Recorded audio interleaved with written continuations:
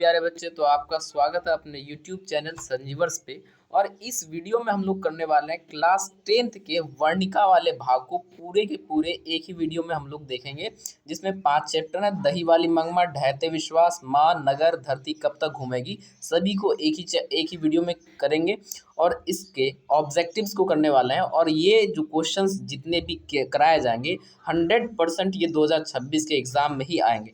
और ये इसका अगर आपको फ्री पीडीएफ्स लेना है तो आप किस तरीके से ले सकते हैं, इसके लिए लास्ट तक बने रहे किस तरीके से लिया जाता है।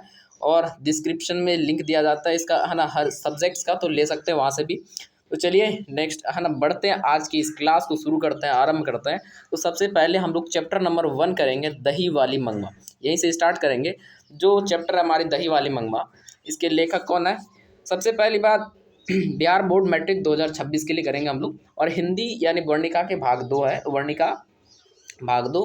और पूरे के पूरे एक ही वीडियो में सारे चैप्टर्स करने वाले हैं। दही वाली मंगमा जिसके लेखक श्रीनिवास हैं। चलिए इसके क्वेश्चंस को करता है। सबसे पहला क्वेश्चन है, कहते हैं मंगमा क्या बेचती थी?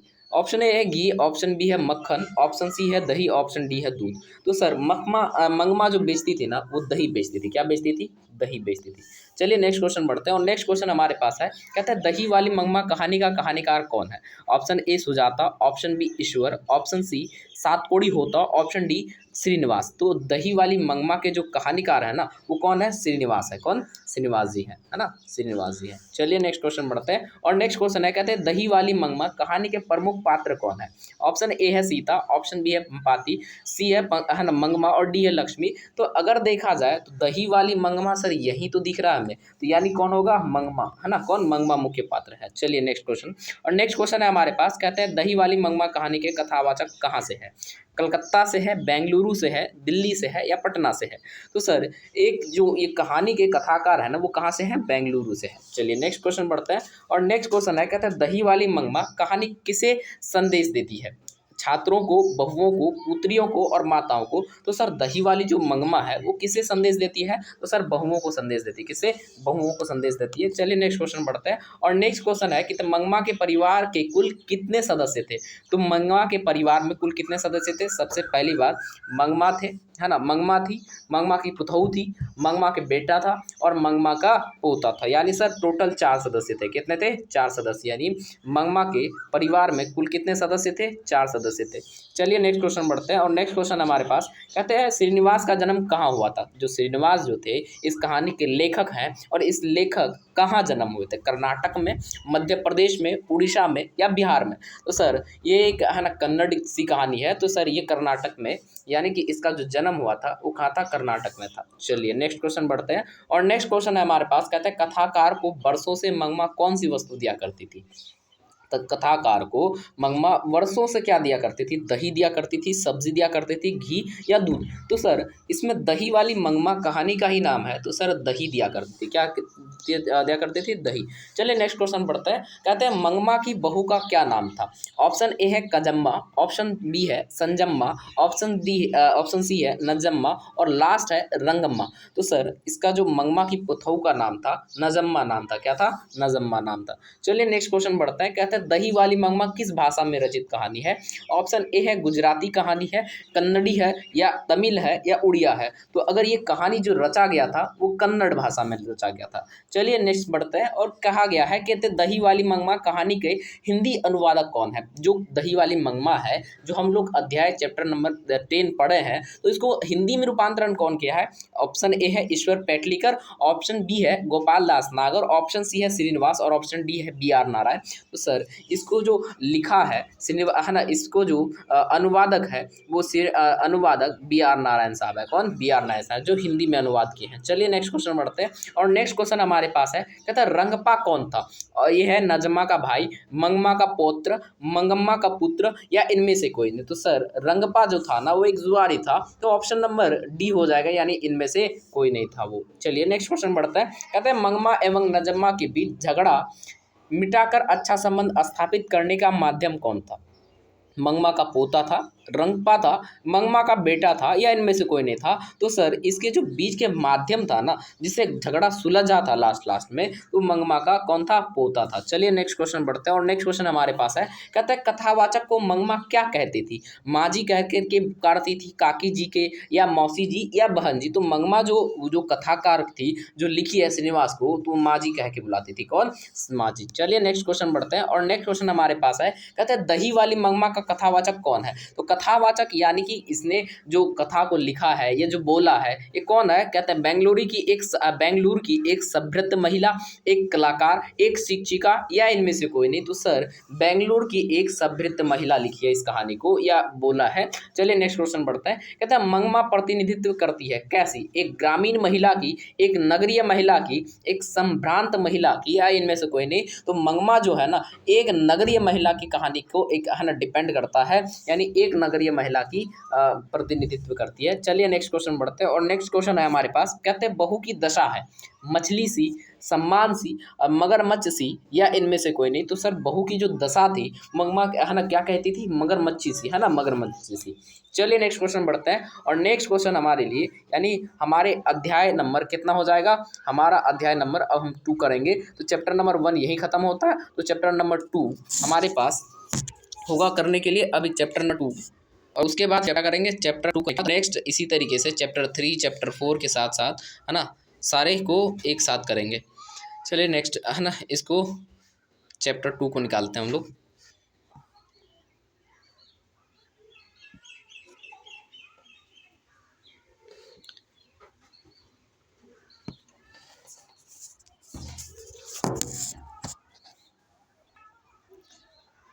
ठीक है सर जी, चैप्टर 2 है कौन सी कहानी सर? तो चैप्टर 2 हमारे पास कहानी है किसकी? तो देखा जाए सर, हमारे पास चैप्टर 2 यानी कहते हैं कि चैप्टर 2 में हम लोग जो करेंगे वो कहानी किसकी होगी? ढहते विश्वास के। और ढहते विश्वास में अगर देखा जाए सर, प्रमुख पात्र लक्ष्मी थी, उसमें अच्युत जो बांध पे था, है ना, मकरा संक्रांत, ये सर कहानी पढ़े हैं। तो चलिए इसको करते हैं ना, करते हैं। कहते हैं कि चैप्टर 2 हमारे पास कौन है? ढहते विश्वास।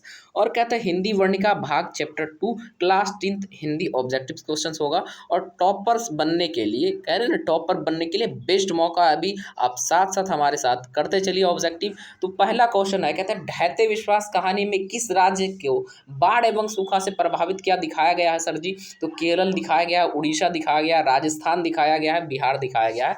तो सर ढहते विश्वास कहानी में किस राज्य को बाढ़ एवं सूखा से प्रभावित किया दिखाया गया सर? तो ढहते विश्वास में किसको? उड़ीसा को सर। कौन से राज्य को? उड़ीसा को। चलिए नेक्स्ट क्वेश्चन बढ़ते हैं, और नेक्स्ट क्वेश्चन हमारे पास कहते हैं कि ढहते विश्वास कहानी का कहानीकार कौन है?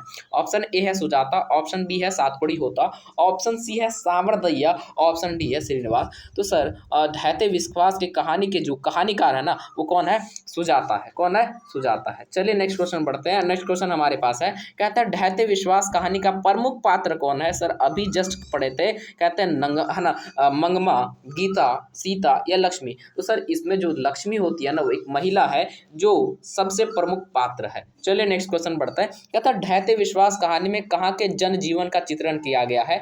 पंजाब का, गुजरात का, बिहार का, उड़ीसा का? तो सर ये जो चित्रण किया गया है, कहाँ का किया गया था सर? ये जो चित्रण था वो उड़ीसा का किया गया था। कहाँ पे?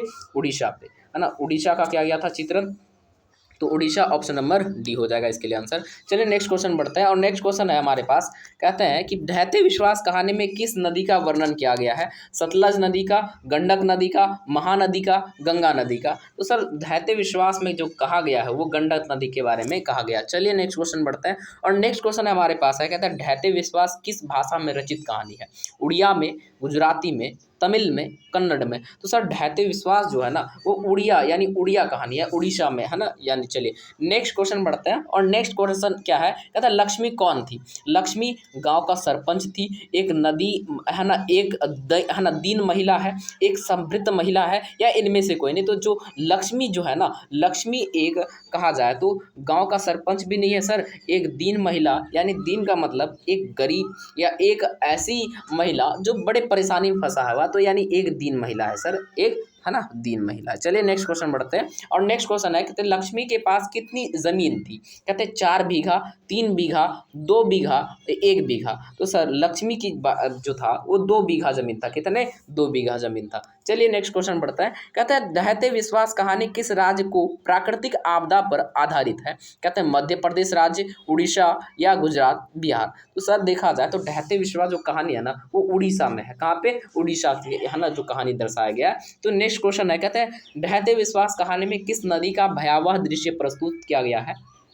कोसी नदी का, सोन नदी का, महानंदा की, ब्रह्मपुत्र की। तो अगर कहा जाए तो जो महानंदा नदी की कहा गया है, यानी कहा जाए तो महानंदा की कहा जाए भयावह दृश्य प्रस्तुत किया गया है।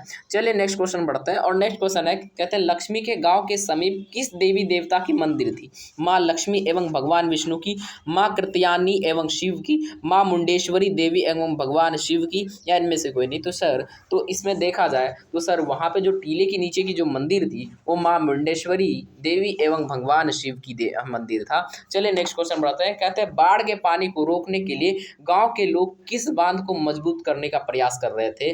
भाखड़ा को, दलई बांध को, हीराकुंड बांध को, या कोई नहीं? तो सर है ना, तो ये मजबूत करने के लिए दलई बांध पे थे। कहते हैं दलई बांध पे। चलिए नेक्स्ट क्वेश्चन बढ़ते हैं। कहते हैं गुण निधि कहाँ से लौटा था? कहते हैं कटक से लौटा था, जयपुर से लौटा था, राउरकेला से, या कलकत्ता से लौटा था? तो सर ये जो पढ़ के आया था कटक से है ना, पढ़ के आया था। और ये गुण निधि अपने यहाँ एक टीम तैयार किया था। है ना, कौन है ना समय दल के साथ बांध की मरम्मत में लगा था? अच्युत, गुणनिधि, लक्ष्मण। तो सर इसमें जो लगा था ना वो कौन था? है ना, समय दैया के साथ बांध की मरम्मत में लगा था सर अच्युत और गुणनिधि। अच्युत और कौन? गुणनिधि। चलिए नेक्स्ट क्वेश्चन बढ़ते हैं। और नेक्स्ट क्वेश्चन कहते हैं ढहते विश्वास कहानी का प्रमुख पात्र कौन है? ढहते विश्वास प्रमुख पात्र का कहानी मंगमा है, लक्ष्मी है, सीता है, या गीता है? तो सर ढहते विश्वास के जो कहानी का जो अच्छे प्रमुख है लक्ष्मी है। चलिए नेक्स्ट क्वेश्चन है। कहते हैं नेक्स्ट क्वेश्चन नहीं, नेक्स्ट चैप्टर आ गए हम लोग। कहते हैं माँ कहानी यानी वर्णिका के चैप्टर नंबर 3 और कक्षा 10वीं के सभी ऑब्जेक्टिव्स इसी पे मिलेंगे। ईश्वर पेटलिकर ने इसे लिखा है। कहते हैं मंगू किस कहानी की पात्र है? बताइए किस कहानी की पात्र है? माँ कहानी की, ढहते विश्वास की, नगर की, या दही वाली मंगमा की? जो मंगू है ना वो माँ कहानी की है। कहाँ की? माँ कहानी की। चलिए नेक्स्ट क्वेश्चन बढ़ते हैं। कहते हैं माँ कहानी का कहानीकार कौन है? बताइए लक्ष्मी है, सामरदैया है, ईश्वर पेटलिकर है, सुजाता है। तो सर इसके जो कहानी के कहानीकार हैं वो कौन है? सामरदैया साहब है। कौन? सामरदैया साहब है। चलिए नेक्स्ट क्वेश्चन है। कहते हैं माँ कहानी में किसकी मरम्मत का वर्णन किया गया है? यानी किसकी ममता का? तो सर पुत्री का, पुत्र का, पिता का, या माँ का? तो माँ कहानी में माँ का जो स्वभाव होता है उसके बारे में वर्णन किया गया है।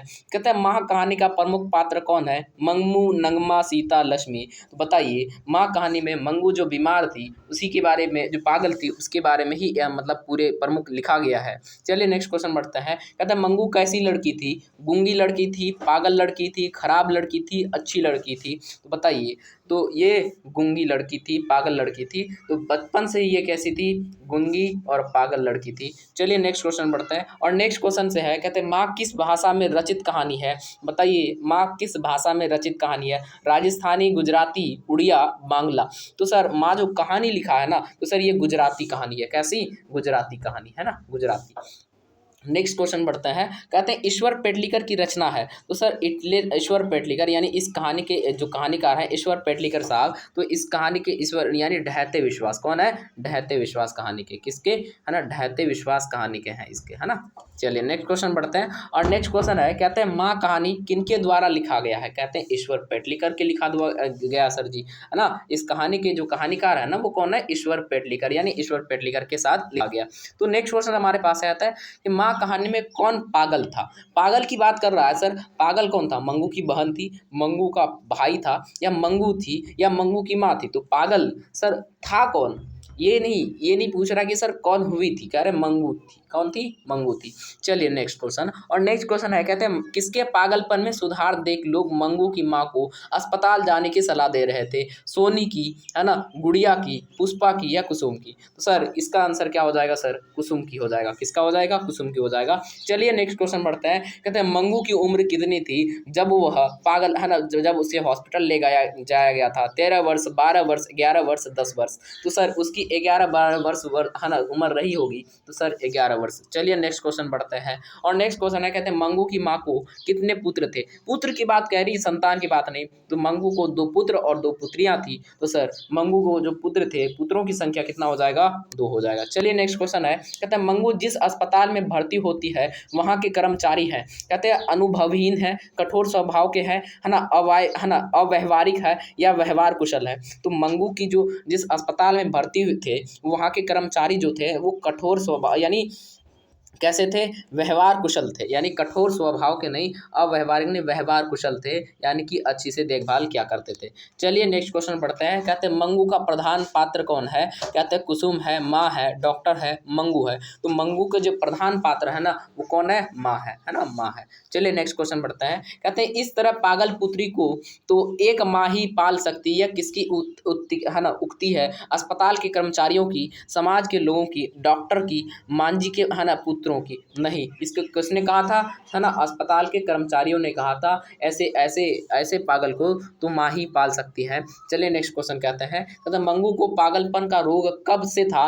कहते हैं सर वो 10 वर्ष था, जन्मजात से ही था, 6 वर्ष की अवस्था से था। तो सर जो मंगू थी वो ना जन्म से ही पागल थी। कैसी थी? जन्मजात से ही पागल थी।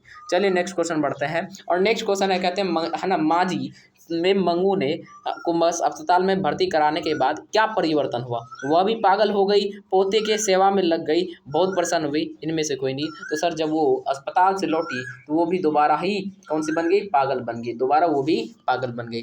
चलिए नेक्स्ट क्वेश्चन बढ़ते हैं, और नेक्स्ट क्वेश्चन आने से पहले हम लोग बिहार बोर्ड क्लास 10th के वर्णिका चैप्टर 4 पे आ चुके हैं, जो नगर कहानी है, जिसमें हिंदी ऑब्जेक्टिव्स करेंगे हम लोग। चलिए नेक्स्ट बढ़ते हैं, कहते हैं पंगपाती किस रोग से ग्रसित थी? बताइए किस रोग से ग्रसित थी? कहते हैं डेंगू से, कैंसर से, मेनिनजाइटिस से या मलेरिया से? तो सर पंपाती जो थी ना वो मेनिनजाइटिस से ग्रसित थी। किससे? मेनिनजाइटिस से।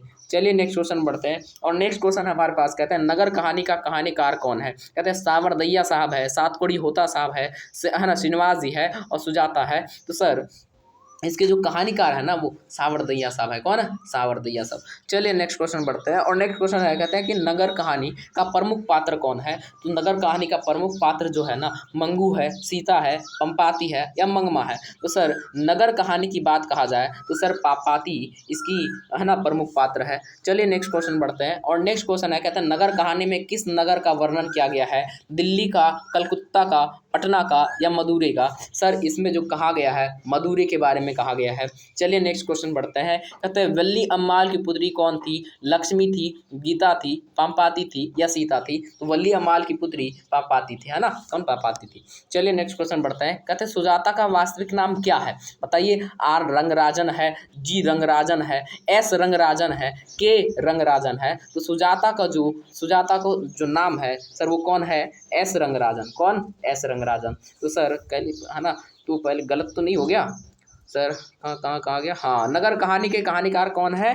तो सावरदिया नहीं सर, कौन? सुजाता है। कौन? सुजाता है। चलिए नेक्स्ट क्वेश्चन, कहते हैं कि हाँ सुजाता का वास्तविक नाम क्या था? एस रंगराजन। चलिए सुजाता का जन्म कहाँ हुआ था? तो बताइए। कर्नाटक में, मद्रास में, कर्नाटक में, तमिल, है ना, तमिल में। तो सर एक, है ना, यह एक, है ना, तमिलनाडु, है ना, कहा जाए तो ये सर मद्रास में, यानी कहाँ पे? मद्रास में। चलिए, है ना, मद्रास में। चलिए नेक्स्ट क्वेश्चन बढ़ते हैं, कहते हैं सुजाता की लगभग कितनी कृतियाँ प्रकाशित हो चुकी है? 15 से अधिक, 30 से अधिक, 25 से अधिक, 20 से अधिक? सर इसको तो दर्जनों से अधिक हो गया है। तो सर हम लोग कह सकते हैं यानी 20, है ना, 25 से अधिक, है ना, 25 से अधिक।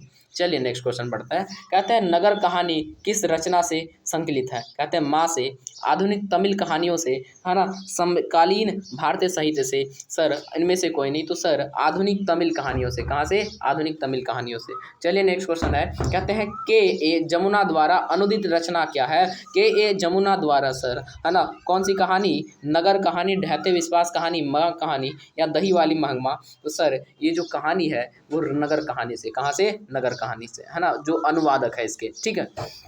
नगर कहानी में संदेश दिया गया है है ना, नारियों को कोई कार्य नहीं करना चाहिए, नारियों को शिक्षित होना आवश्यक है, नारियों को केवल घरेलू काम करना चाहिए, इनमें से कोई नहीं। कहते हैं नारियों को जो होना चाहिए ना वो शिक्षित आवश्यक है ना। चलिए नेक्स्ट क्वेश्चन बढ़ते हैं, और नेक्स्ट क्वेश्चन कहते हैं पापाती कौन थी? वल्ली अम्माल की पोती थी, वल्ली अम्माल की पुत्री थी, या वल्ली अम्माल की बहन थी, या वल्ली अम्माल की भतीजी थी? सो अब देखा जाए तो ये वल्ली अम्माल की क्या थी? पुत्री थी। वल्ली अम्माल की क्या थी? पुत्री थी। चलिए नेक्स्ट क्वेश्चन बढ़ते हैं, और नेक्स्ट क्वेश्चन हमारे पास कहते हैं पापाती अस्पताल में भर्ती क्यों नहीं हो पाई थी? तो इस वजह से या अस्पताल की है ना व्यवस्था ठीक नहीं रहने के कारण, डॉक्टर नहीं रहने के कारण, कहते हैं वली अम्माल की अशिक्षा के कारण, या निर्धनता के कारण? सर वली अम्माल के जो है ना अशिक्षा के कारण वो क्या नहीं हो पाई थी? एडमिट नहीं हो पाई थी। चलिए नेक्स्ट क्वेश्चन कहते हैं बड़े डॉक्टर साहब पंपाती को संदर्भ में क्या कहा था या क्या किए थे? कहते हैं है ना राशि जमा करने में इनमें से कोई नहीं। कहते हैं कि अस्पताल छोटी के है ना अस्पताल छट्टी के अस्पताल में भर्ती करने हेतु इनमें से कोई नहीं। तो सर उसने कहा था अस्पताल में इसको जल्द से जल्द भर्ती कराया जाए।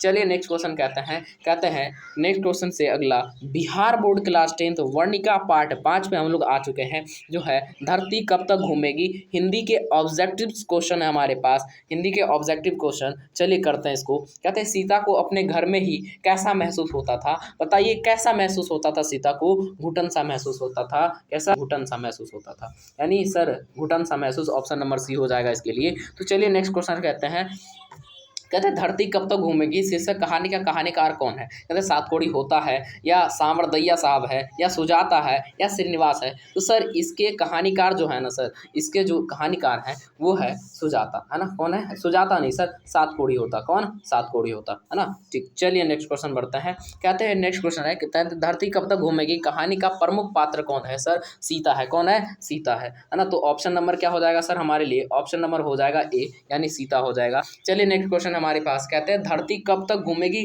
कहाँ की कहानी है, यानी कहाँ की कहानी है? बताइए। उड़ीसा की कहानी है, राजस्थान की कहानी है, गुजरात की कहानी है, बिहार की कहानी है? तो सर ये राजस्थान की कहानी है। कहाँ की? राजस्थान की। चलिए नेक्स्ट क्वेश्चन बढ़ते हैं। कहते हैं धरती कब तक घूमेगी कहानी में किसकी प्रधानता दी गई है? बताइए किसके? बच्चों की, पुरुष की, नारी की, या कोई नहीं? तो सर इसकी जो प्रधानता दी गई है वो किसकी दी गई है? बताइए। जो इसमें दी गई है नारी की दी गई है। किसकी? नारी की। चलिए नेक्स्ट क्वेश्चन कहते हैं धरती कब तक घूमेगी किस भाषा की रचना है? बताइए। तमिल की, कन्नड़ की, राजस्थानी, या उड़िया? सर ये जो कहानी है ना ये राजस्थानी है। कैसी? राजस्थानी। चलिए नेक्स्ट क्वेश्चन बढ़ते हैं, और नेक्स्ट क्वेश्चन हमारे पास कहते हैं धरती कब तक घूमेगी के अनुवादक कौन है? बताइए। गोपाल दास नागर। सर आपके जवान पे याद होना चाहिए। कहते हैं के ए जमुना, गोपाल दास नागर, बी आर नारायण, इनमें से कोई नहीं। सर इसके जो है ना कहानीकार के जो अनुवाद है ये गोपाल दास नागर साहब जी है। चलिए नेक्स्ट क्वेश्चन कहते हैं धरती कब तक घूमेगी संकलित है कहाँ से? माँ से, आधुनिक तमिल कहानी से, समकालीन भारतीय साहित्य से, इनमें से नहीं। सर समकालीन भारतीय साहित्य से, है ना, समकालीन आधुनिक, है ना, समकालीन भारत साहित्य से। चलिए नेक्स्ट क्वेश्चन है हमारे पास। कहते हैं सीता पर छोड़कर क्यों चली गई? है ना, छोड़कर क्यों चली गई? है ना, घर अच्छा नहीं होने के कारण, 50-50 रुपए देने की बात सुनकर, या भोजन नहीं मिलने के कारण? सर ये जो सुन के चले गया, ये 50-50 रुपए देने की बातें को सुनकर उसने चले गया था वहाँ छोड़ के। कहते हैं सीता को कितने पुत्र थे? बताइए। उसको 3 पुत्र थे। सर कितने? 5, 4, 3, 2। तो सर इसके लिए आंसर क्या हो जाएगा? सर 3 पुत्र थे सीता को। चलिए नेक्स्ट क्वेश्चन बढ़ता है। कहते हैं सीता के बड़े लड़के का क्या नाम था? बताइए। शंकर, सर्वेश, कैलाश, है ना, शालिग्राम? सर सीता के बड़े है ना का नाम था कैलाश। सर कौन? कैलाश, बड़े लड़का का नाम था। चलिए नेक्स्ट क्वेश्चन कहते हैं कैलाश की पत्नी का नाम क्या था? तो सर कविता थी, सविता, लक्ष्मी, या राधा? तो कैलाश की पत्नी का नाम राधा थी। कौन? राधा। चलिए नेक्स्ट क्वेश्चन बढ़ते हैं। कहते हैं कैलाश ने अपनी माँ सीता को कितने रुपए प्रति माह देने के लिए कहा? सर 80 रुपया, 60 रुपया, 50 रुपया, 100 रुपया? तो बताइए कितने रुपया? सर 50 रुपया। चलिए नेक्स्ट क्वेश्चन बढ़ते हैं, और नेक्स्ट क्वेश्चन हमारे पास है। कहते हैं किसके भीतर आंसुओं का समुद्र भर गया? बिरजू के, राधा के, कैलाश के, सीता के? तो किसके भीतर आंसुओं के समुद्र भर गया? सर बिरजू के, राधा के, कैलाश के, या सीता के? तो सर सीता के आंखों पे आंसू आ चला और आसमान ताकता रह गया। चलिए नेक्स्ट क्वेश्चन कहते हैं सीता कितने है ना कितने दिन तक लड़ने का है ना लड़के के पास रहती थी? 4-4 महीना, 3-3 महीना, या 2-2 महीना, 1-1 महीना? तो सर हर एक तय हुआ था कि 3-3 महीना सबके यहाँ सीता रहेगी। चलिए नेक्स्ट क्वेश्चन कहते हैं सीता अपने को मानती थी दुखी, समझदार, बेकार, है ना, बेकार या भिखारी। सर सीता अपने आप को बेकार मानती थी। क्या मानती थी? बेकार मानते थे। चलिए नेक्स्ट क्वेश्चन है, कहते हैं यहीं से आपका होता है पूरे यानी वर्णिका खत्म। और आपको बता दें कि आप जो इसके फ्री पीडीएफ ले सकते हैं, कहाँ से ले सकते हैं, किस तरीके से ले सकते हैं। सबसे पहली बात तो आप डिस्क्रिप्शन में दिए गए लिंक से आप क्या कर सकते हैं, वहाँ से ले सकते हैं, या तो डिस्क्रिप्शन के लिंक से ले सकते हैं, या फिर आप 95233261 पे सीधे टेक्स्ट मैसेज भेज सकते हैं, जिसको आपको रिडायरेक्ट लिंक चला जाएगा, आप वहाँ से भी डाउनलोड कर सकते हैं। चलिए आज के लिए इतना ही, धन्यवाद। और जो नए हैं चैनल को सब्सक्राइब कर दीजिए, ताकि है ना सारे वीडियोस आपको आसानी से मिल सके और सबसे पहले मिल सके। तो सब्सक्राइब का बटन नहीं दबाए तो दबा दीजिए, है ना। चलिए फिर, है ना, इसी तरीके से जुड़ते रहिए हमारे साथ, ताकि आपका भविष्य और हमारा साथ साथ आपके, है ना, आपके भविष्य सुधरे, ताकि आप एग्ज़ाम में, परीक्षा में अच्छे नंबर ला सकें। और है ना, हम लोगों ने एक नई लाइव क्लासेस, है ना, हम लोग क्लास प्लस पे चला रहे हैं। आप, है ना, हो सके तो आप वहाँ ज्वाइन कर लीजिए, फ्री ऑफ कॉस्ट चल रहा है सर, है ना। आपको उतने एक पैसे देने की ज़रूरत नहीं, केवल अगर आप अपने नंबर और ईमेल, हाँ, नंबर सेंड कर देते हो सर, तो आपको वहाँ पे डायरेक्ट जोड़ दिया जाएगा। व्हाट्सअप नंबर सेंड करना है। तो थैंक यू, आज के लिए इतना ही। अगर आप जुड़ना चाहते हो क्लास प्लस पे तो ज़रूर जुड़िए, ताकि वहाँ पे सारे विषय आपको फ्री में पढ़ाया जा सके, ताकि आपको लाइव क्लास मिल सके, आपको एक फीलिंग आए ऑनलाइन, है ना, ऑफलाइन क्लास की। तो चलिए आज के लिए इतना ही, धन्यवाद, और मिलते हैं नए वीडियो और नेक्स्ट वीडियो में, है ना।